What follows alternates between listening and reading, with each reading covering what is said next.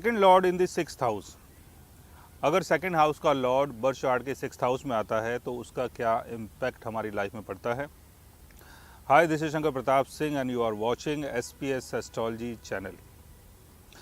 Second house का संबंध हमारी value, speech, hoarded wealth, cash money, family lineage और जो भी हमें खानदान से एक अपनी पहचान मिलती है वो सेकंड हाउस से देखी जाती है। सिक्स्थ हाउस यानी litigation, fighting, court case, debts, enemies, disease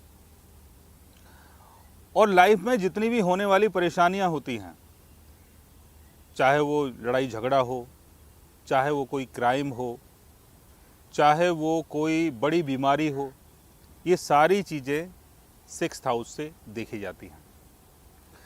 तो यहाँ पर value, speech, wealth, positions, disease, enemy और लिटिगेशंस, ये सारी चीज़ें आपस में ब्लेंड कर जाती हैं यानी मिक्स हो जाती हैं।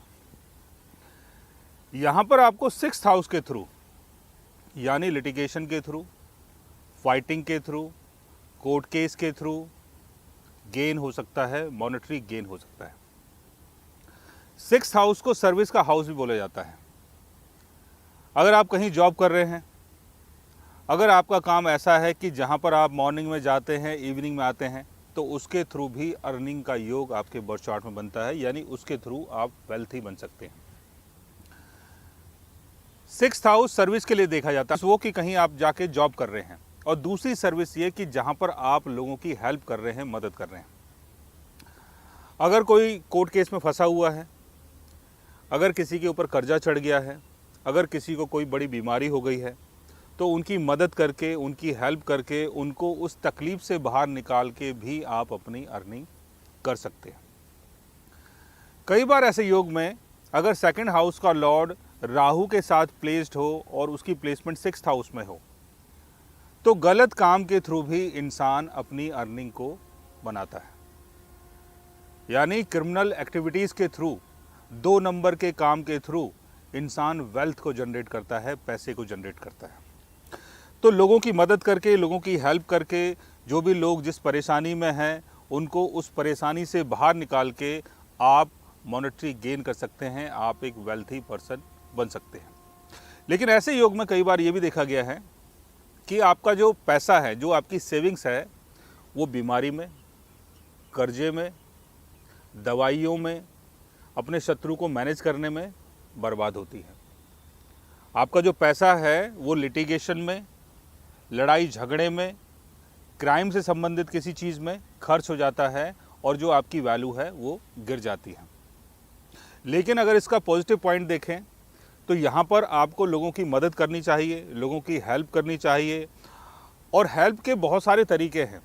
आप एक डॉक्टर बन सकते हैं, आप एक हीलर बन सकते हैं, आपका कोई मेडिसिन का काम हो सकता है, आप कोई लॉयर हो सकते हैं, आप कोई मिलिट्री पर्सन हो सकते हैं, आप कोई पुलिस पर्सन हो सकते हैं, या आपका काम कोई ऐसा हो सकता है कि जहाँ पर आप लोगों की वेलफेयर के लिए काम करते हों, लोगों की मदद करते हों।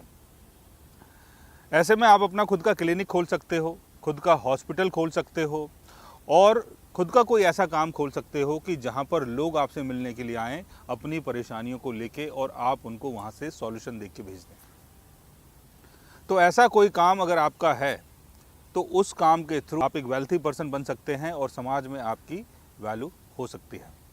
लेकिन कई बार ये देखा गया है कि सेकंड हाउस का लॉर्ड जब अपने डेबिलिटेशन में होता है, सिक्स्थ हाउस में होता है, तो बीमारी को लेके बहुत स्ट्रगल होता है, कर्जे को लेके बहुत ज़्यादा स्ट्रगल होता है, शत्रु को मैनेज करने में बहुत ज़्यादा स्ट्रगल होता है। कई बार जो आपके एनिमीज़ हैं, जो आपके शत्रु हैं, वो आपके ऊपर चढ़ जाते हैं, हावी हो जाते हैं। लेकिन सेकंड हाउस का लॉर्ड अगर अपने फ्रेंडली साइन में है, सिक्स्थ हाउस में है, अपने एक्सल्टेशन में है, तो लोगों की मदद करके, लोगों को ठीक करके, लोगों को परेशानी से बाहर निकाल के, लोगों को सर्विस दे के आप एक वेल्थी पर्सन बनते हैं और समाज में आप एक वेल्थी पर्सन के रूप में जाने जाते हैं। सो गाइज, आज मैंने आपको बताया कि सेकंड हाउस का लॉर्ड अगर सिक्स्थ हाउस में आता है तो उसका क्या इम्पैक्ट हमारी लाइफ में पड़ता है। अगर आप भी जानना चाहते हैं अपने सेकंड और सिक्स्थ हाउस के बारे में, तो उसके लिए आप हमारे चैनल को सब्सक्राइब कर सकते हैं। और अगर आप हमसे बात करना चाहें, कंसल्ट करना चाहें, पर्सनली हमसे मिलना चाहें, तो आप हमारी वेबसाइट के थ्रू, हमारे व्हाट्सएप के थ्रू हमसे मिल भी सकते हैं, बात भी कर सकते हैं, और गाइज आप हमसे कंसल्ट भी कर सकते हैं। So guys take care, love you all and good bye.